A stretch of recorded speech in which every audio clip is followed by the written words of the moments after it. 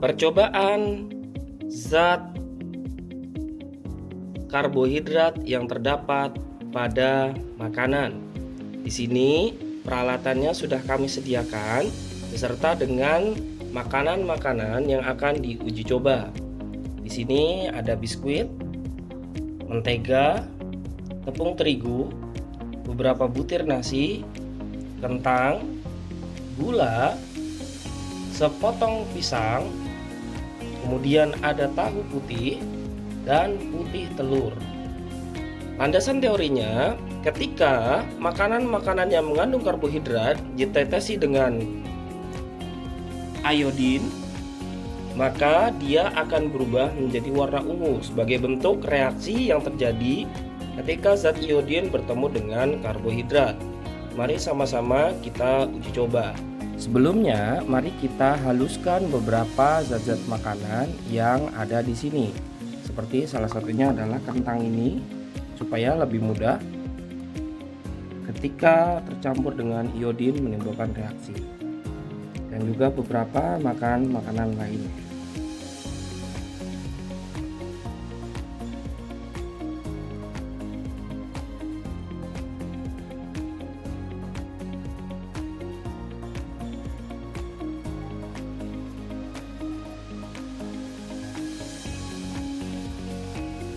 Selanjutnya, setelah semua bentuk makanan menjadi rata, kita campurkan zat iodin yang ada di dalam betadine. Cukup dengan meneteskan 3 tetes sampai 5 tetes iodin, lalu kita akan aduk hingga muncul warna aslinya. Jika nanti makanannya berubah warna menjadi ungu, berarti dalam zat makanan tersebut terdapat karbohidrat. Namun jika tidak berubah warna sama sekali, berarti di dalamnya tidak ada karbohidrat. Kita mulai dari si ini dulu, pisang, kemudian mentega, kemudian biskuit, kemudian gula, kemudian nasi, kemudian telur, kemudian ada tahu, kemudian terigu, dan terakhir kentang. Setelah itu kita aduk-aduk lagi sampai warnanya berubah. Jika dia berubah menjadi ungu, maka dia berarti mengandung karbohidrat. Jika tidak berubah menjadi ungu, berarti dia tidak mengandung karbohidrat. Warna ungu sendiri adalah bentuk reaksi antara iodin dengan zat karbohidrat yang terdapat dalam bahan makanan. Nah, mentega, kemudian kita tahu kita campur-campurkan apakah berubah warnanya.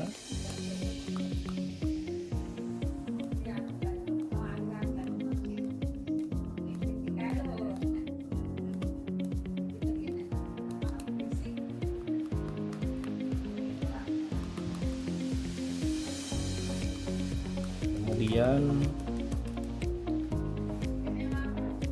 terigu,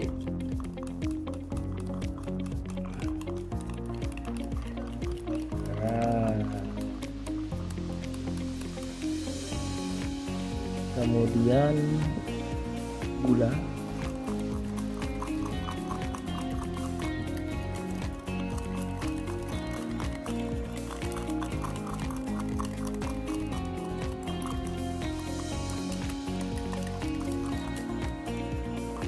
kemudian nasi,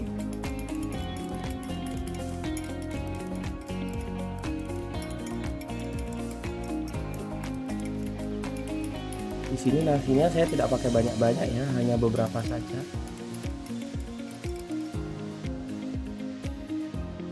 Kemudian telur,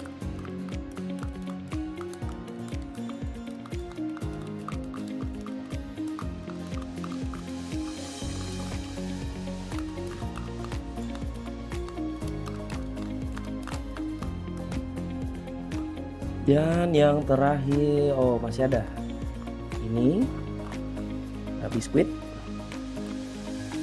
ya, agak berat.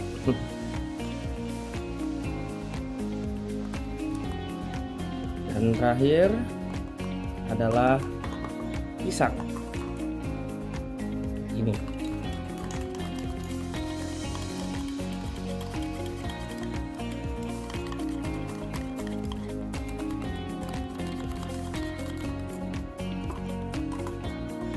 Setelah dilakukan percobaan, ternyata pisang justru berubah warnanya menjadi ungu kehitaman. Ini menunjukkan bahwa pisang berarti memiliki zat karbohidrat. Kemudian kentang juga terjadi hal yang sama. Justru di sini warna ungu dan hitamnya lebih pekat. Hal ini menunjukkan bahwa kandungan karbohidrat di dalam kentang sangat tinggi. Untuk mentega ternyata warnanya tidak berubah sama sekali, teman. Nah, berarti di dalam mentega tidak ada yang namanya karbohidrat. Berikutnya di dalam biskuit ya, di ujung-ujungnya itu bisa kita lihat berubah warnanya menjadi agak sedikit ungu kehitaman. Nah, berarti dalam biskuit ya itu terdapat karbohidrat. Nah, di dalam tepung terigu di sini sangat pekat sekali dan jelas banget perubahan warnanya. Hal ini menunjukkan berarti bahwa tepung terigu memiliki kandungan karbohidrat yang tinggi. Tahu justru tidak mengalami perubahan apa-apa. Ya, jadi di sini tahu tidak memiliki zat karbohidrat. Gula juga tidak mengalami perubahan. Ya, bentuknya tetap dan tidak nampak perubahannya. Nampaknya juga seperti zat iodin dan gula tak dapat bersatu ya, warnanya pun tidak berubah. Telur justru malah menyerap zat iodinnya. Nah, sehingga di dalam telur tidak ada karbohidrat. Ya. Nah, terakhir di dalam nasi pun juga lihat, kita beberapa butir nasi sudah berubah warnanya menjadi ungu kehitaman. Hal ini menunjukkan bahwa nasi memiliki karbohidrat yang tinggi. Baik, kesimpulannya dari uji coba kali ini adalah dari sekian banyak zat makanan yang kita uji, ternyata kandungan zat pada tepung terigu, nasi, kentang adalah kandungan zat makanan karbohidrat tertinggi. Sedangkan pisang dan juga biskuit hanya memiliki sedikit saja zat karbohidrat. Sedangkan untuk yang lainnya seperti telur, gula, dan juga mentega justru tidak memiliki karbohidrat sama sekali. Nah, demikian percobaan kali ini. Nah, sekarang di percobaan yang kali ini kita akan mencoba mencari zat lemak yang terkandung di dalam beberapa sampel makanan.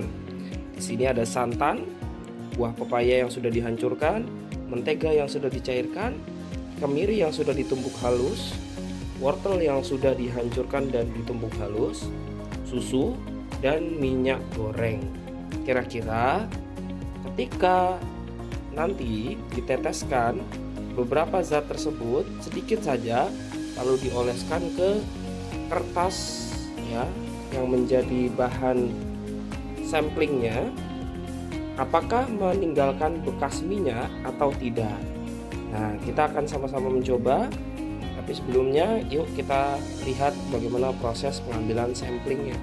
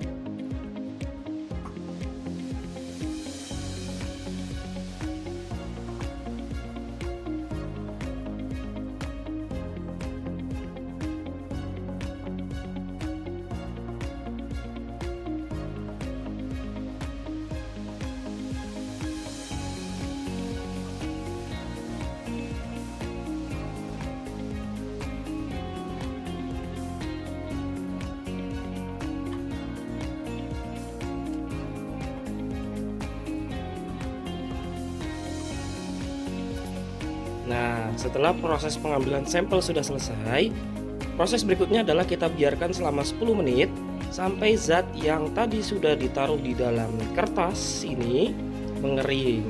Lalu dengan bantuan senter, kita nanti akan melihat apakah zat-zat ini ada yang meninggalkan bercak-bercak minyak di kertasnya. Jika ada, maka zat tersebut mengandung kandungan lemak.